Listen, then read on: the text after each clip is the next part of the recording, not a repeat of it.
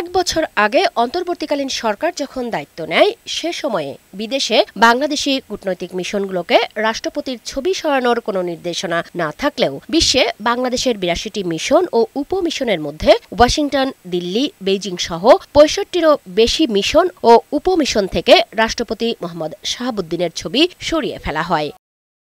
এরপরও বেশ কয়েকটি দূতাবাসে রাষ্ট্রপতির ছবি রয়ে যায়। এক বছর পর গেল শুক্রবার আবার কি কারণে বাকি মিশনগুলো থেকে ছবি সরানোর নির্দেশ দেয়া হয়েছে এ নিয়ে নিশ্চিত কিছু জানায়নি পররাষ্ট্র মন্ত্রণালয়। তবে টেলিফোনে বেশ কয়েকটি দূতাবাসে ছবি সরানোর নির্দেশ দেয়া হয়। ঠিক কোন কোন দূতাবাসে এমন নির্দেশনা দেয়া হয়েছে এটাও নিশ্চিত করে জানায়নি পররাষ্ট্র মন্ত্রণালয়।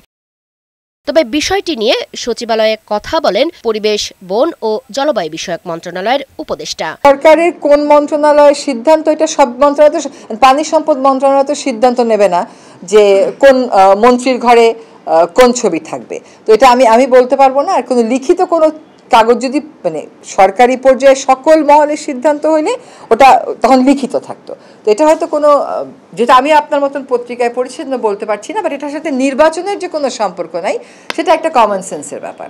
তবে পররাষ্ট্র মন্ত্রণালয়ের এমন নির্দেশ বিদেশে বাংলাদেশের দূতাবাসগুলোকে দেয়া হলেও পররাষ্ট্র মন্ত্রণালয়ের লাউঞ্জে এখনও রাষ্ট্রপতির এই ছবি টাঙানো রয়েছে।